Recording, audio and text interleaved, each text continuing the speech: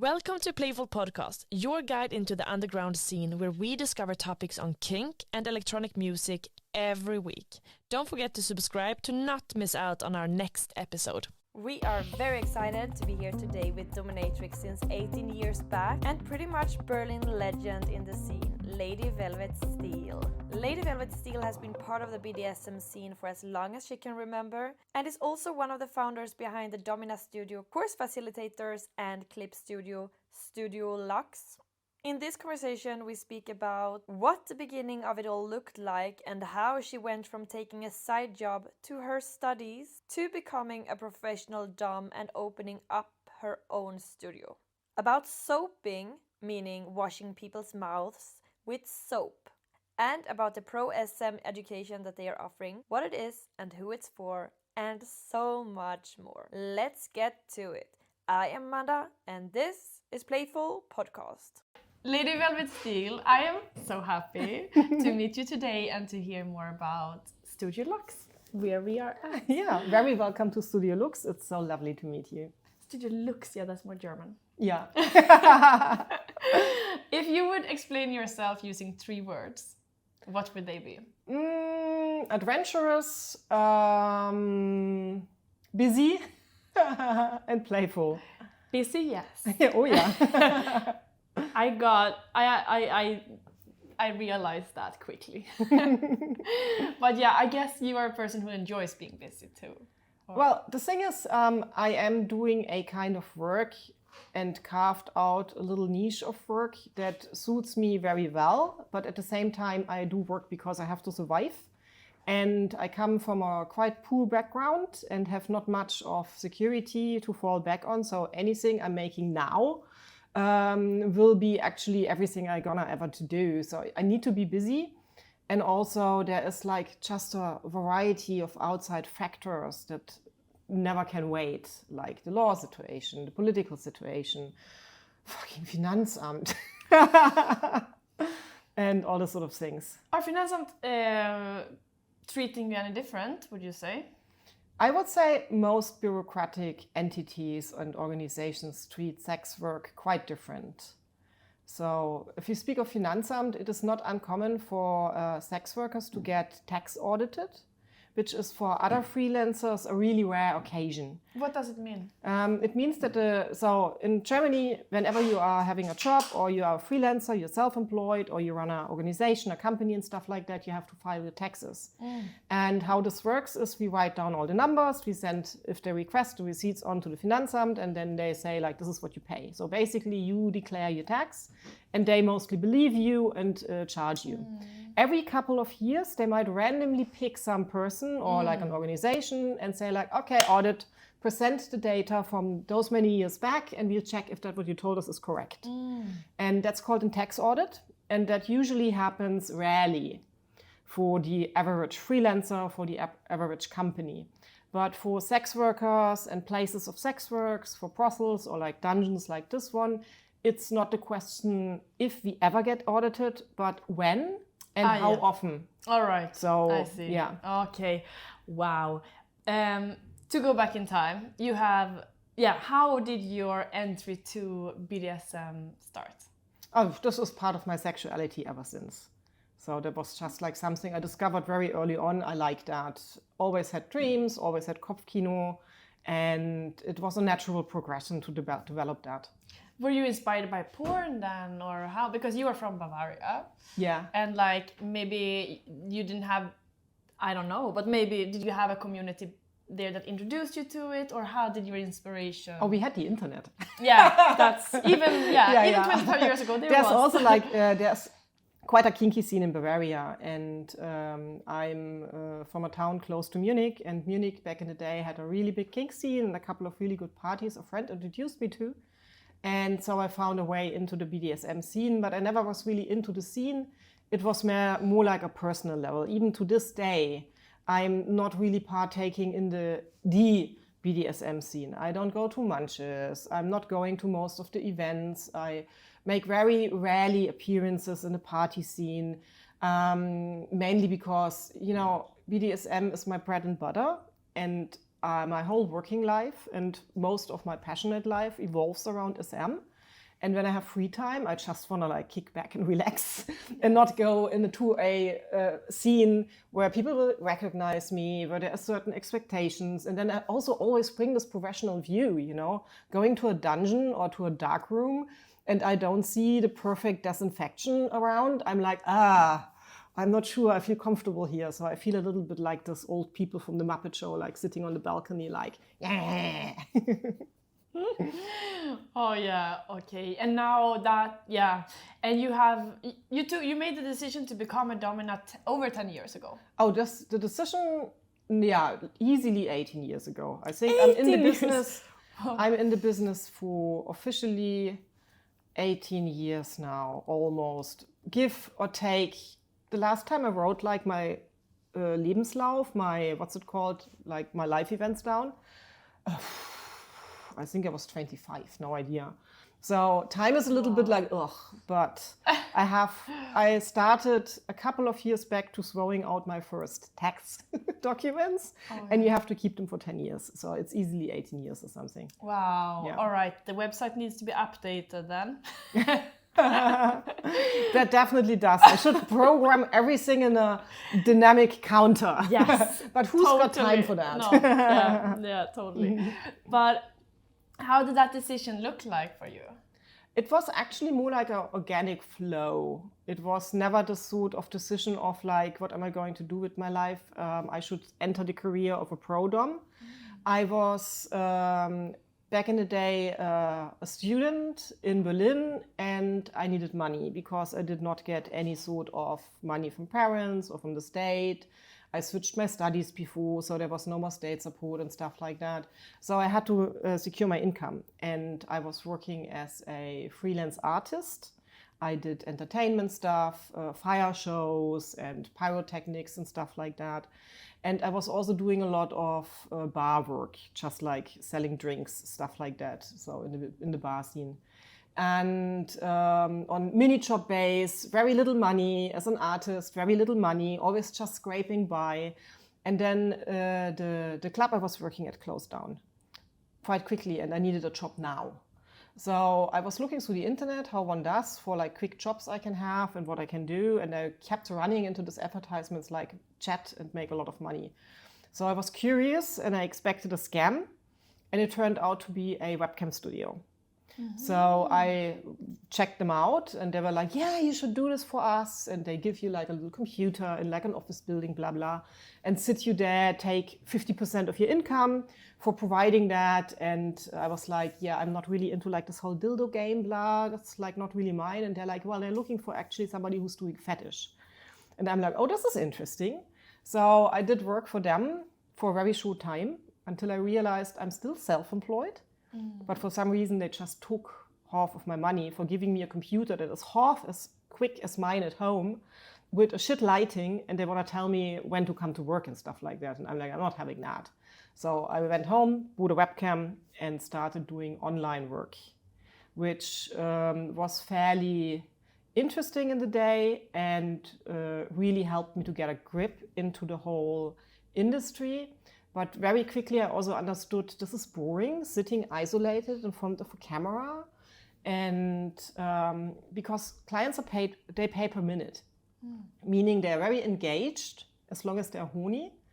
And the second they come, they disappear. Yeah. And that's just very unfulfilling because we had great interactions and we had great moments together and great fantasies to be played out. And of course, I got like the gratification of the paycheck at the end of the month, but I also wanted more on a personal level. So I felt there was like a gap. So I was like, okay, let's check out the real deal. And that's how it started. And here we are. Here we are. Yeah. Yeah. And I mean, we are in something that you started yourself. Yeah, we started out with 3 people. 3 people. And the idea was the change of the Prostitution Protection Act. Like we had like the Prostitutionsgesetz back in 2002. And then there was talk about they need to update that.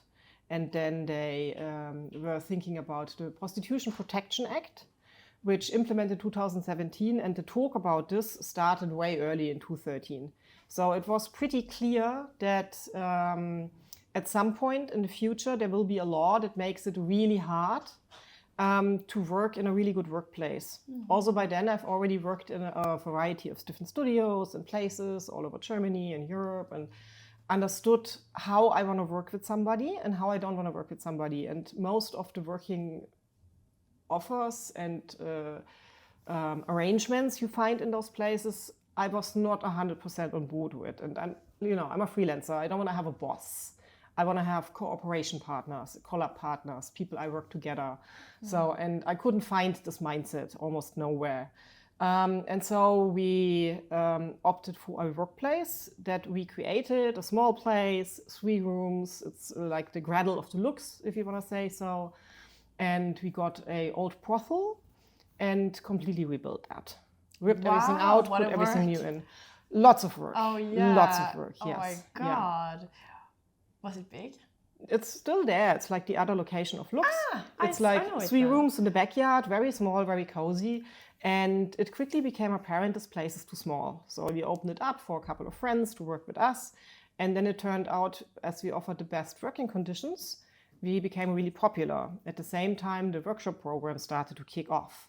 So we already started offering workshops and stuff. And if you always have like one room busy with a workshop, but more people want to work and do their sessions, there was like a lot of discrepancy. So the idea was like, do we want to stay small and orient ourselves in other ways of making money?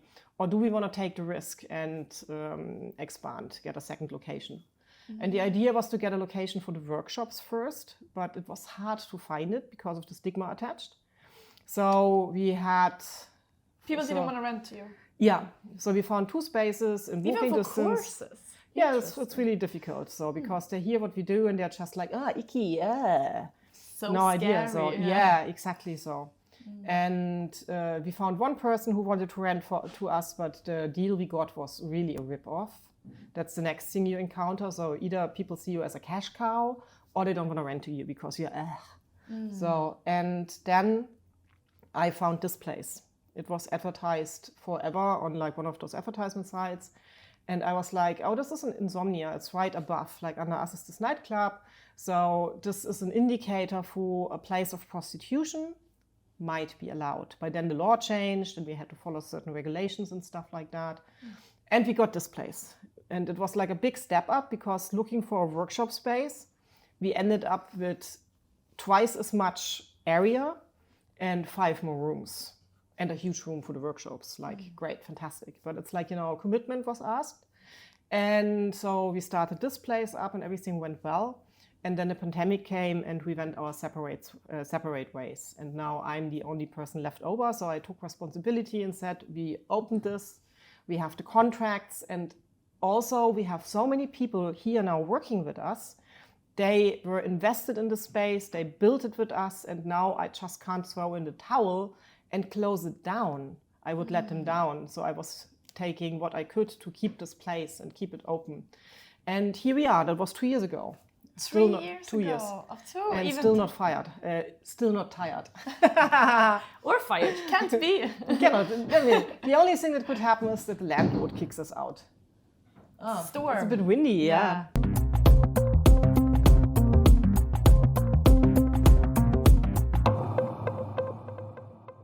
Speaking of your own work as a dominatrix, what brings you the most joy in that part of your job?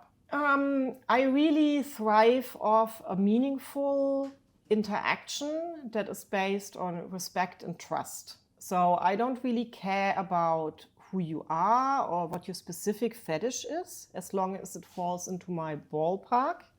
But I want to interact with you in a way that you take something, that I can touch you, like, not just physically, but especially that you go enriched, that we both go enriched out of this experience. And there's a lot of tools and techniques I do. I have personal fetishes. I love spanking. I love anything corporal punishment. I love role play. I really love to dive into weird fetishes in quotes. What is weird fetishes? Like things that are, let's say, uncommon is a better word. Like things like soaping, sploshing, different structures than leather and latex. This is all great fetish material, don't get me wrong, but if you come to me and you bring like a really strange material you want to be enclosed in and have a very specific fantasy, then I'm enamored and think like, oh, this is interesting. Let's try that. Let's play with that. So, and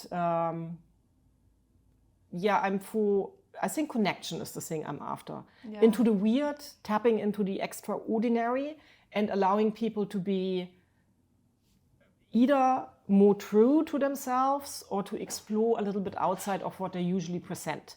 That's the fun It's I like like. music to my ears. I love it. Totally for it. Yeah. And you mentioned soaping, which is really, I think that's really interesting because it's so old school and there's so much energies attached to it that like either you've been through it yourself as a kid or you heard it or saw it in films or it was like, whoa, back in the days they used to do this.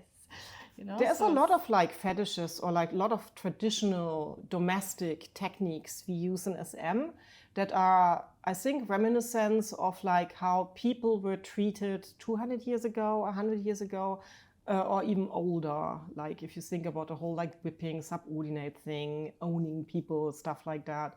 And so soaping definitely is something that maybe it's a cultural drama,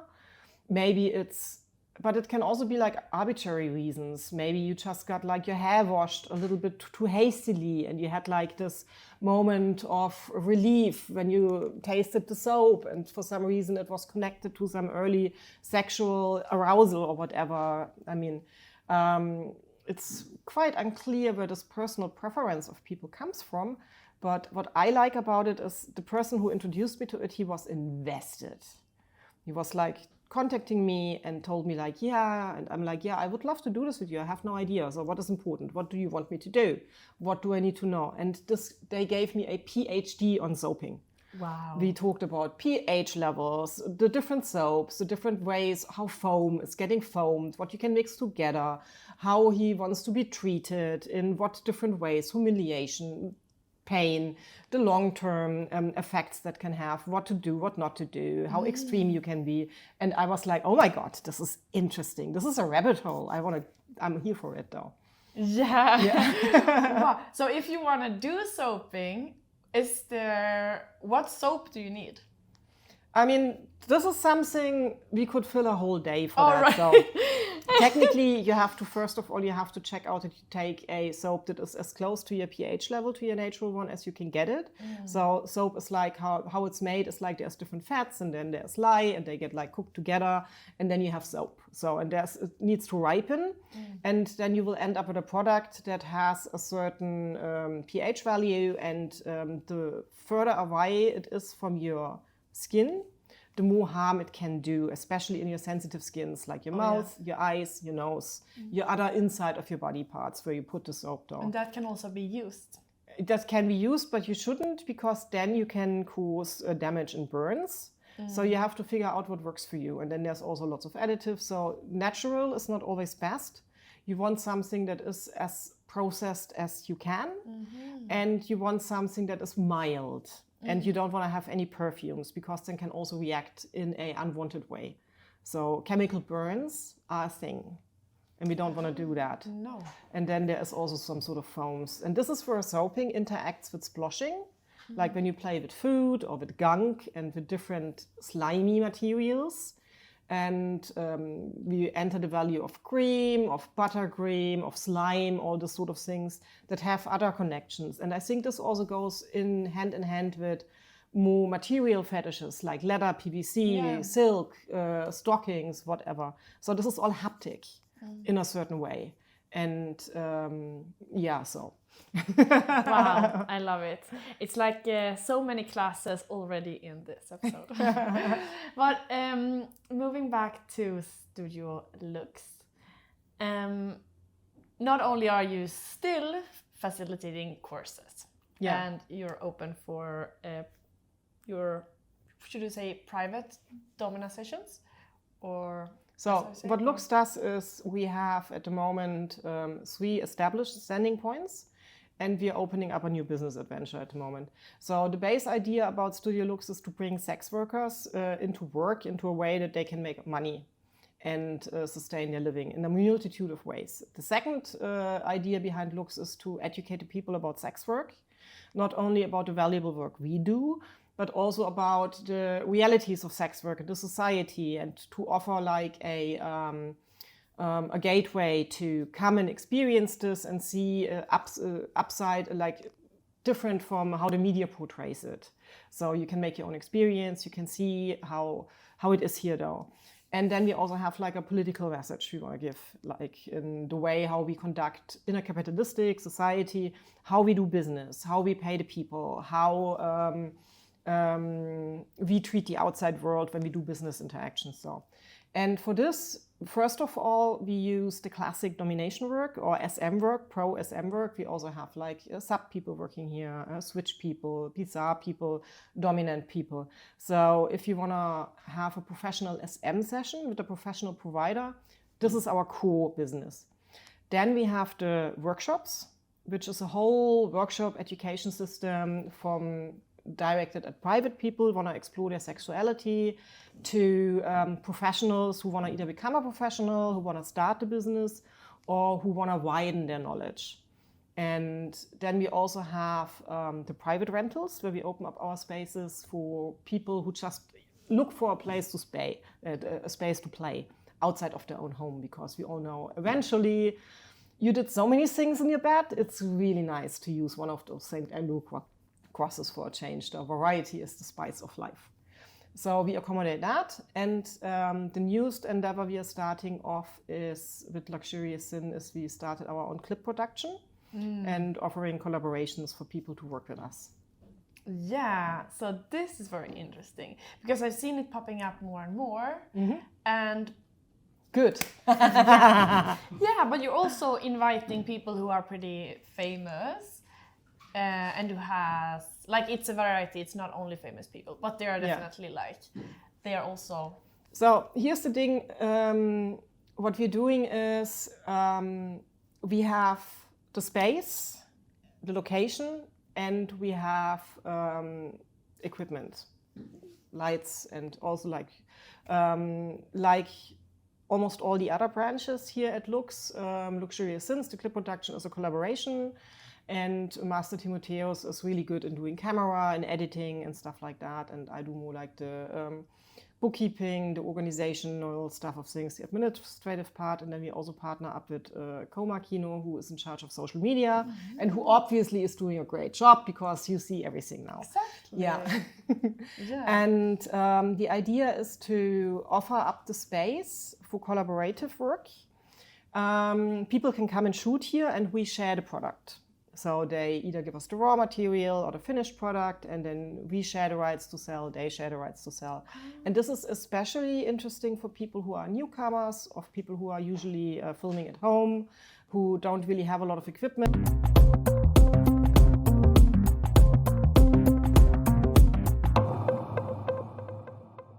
Content production is a lot of work, especially if you also have to do the editing and everything that, and we can do this for you. So it's for OnlyFans and these kind of productions? All sorts, yes. We try to be on all the platforms. Are you also doing it for Pornhub and the major sites? Like all the sites, there's like a variety of sites. Pornhub at the moment is very difficult because they're in the spotlight of a anti-porn campaign. So they really tightened up the regulations, but Pornhub is definitely something we want to be on as well because they have a great exposure. And exposure is key. We are on all the fan sites, almost all the fan sites. There's always some popping up. Like with fan sites, I mean OnlyFans, loyal fans, best fans, lover fans, all of them, like, you know, exactly that. But we are also on those classic clip sites, like Clips for Sale, this sort of things. And Pornhub is a little bit like streaming, like YouTube, but for porn. So it's great for exposure. So that's fantastic. So yeah, and we try to sell wherever. So.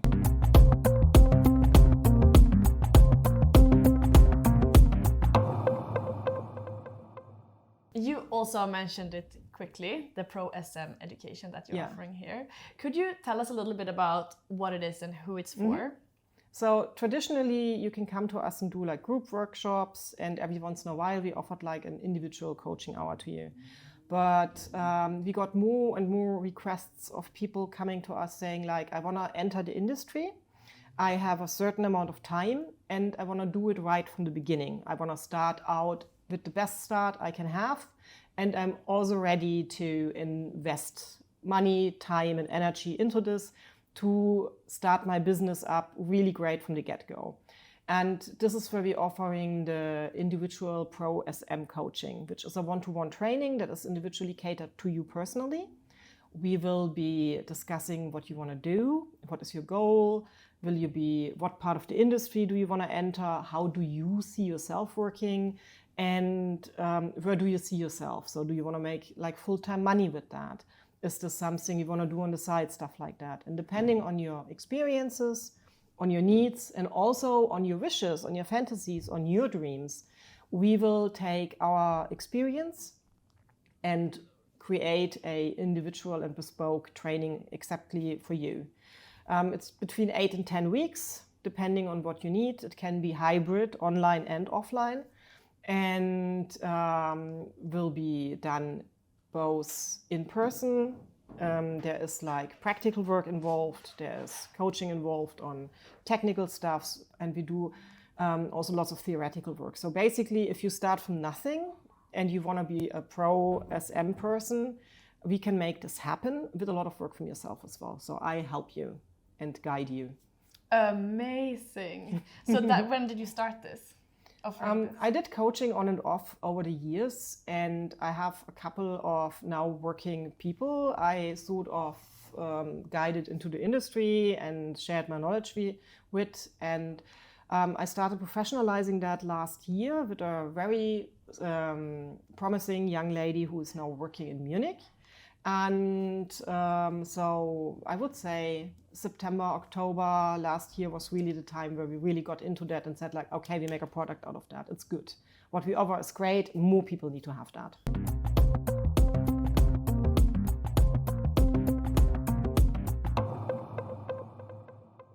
One of the things I always say, or that is very important for me, is that what we are doing here at Lux, of course, it is a very privileged way of conducting sex work. And we do the way how we do sex work is like in a really safe environment. It's really considered high end because we charge comparatively a lot per hour.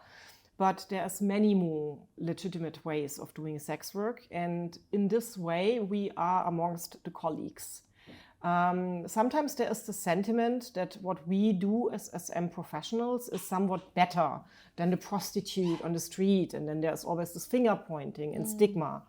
And I want to emphasize that this is not how we identify ourselves. Especially for me, it is really important to aid and share the privilege I am enjoying, which I didn't ask for, but it's here with me anyways. So I want to use this to give it back to the community and to the community of all sex workers. So we open the space for peer projects for sex workers to come and use it. We offer the space for knowledge share, for skill share. Like tomorrow, for example, we have a private initiative of sex workers who offer a yoni massage workshops from sex workers for sex workers. And we facilitate that and aid that, and it costs them nothing to use that. And it's really important to stay connected to the wider community and not to look down on other ways of sex work. You should never do that. So if you're working on the street, if you're working in a car, in a flat or somewhere, you are as valuable as a colleague to me, at least, as the work we do or a high-class escort. We are the same. Let's fight together. Love that. Now, thank you so much. That was lovely. I love this interview. This was it for Playful Podcast this week, but please follow, subscribe, and listen to our next episode. And if you want to have a say about future artists or even ask your own question to one of our guests, follow us on Instagram and make sure to add your question when we lift our coming guests. Thank you so much for joining, and see you next week.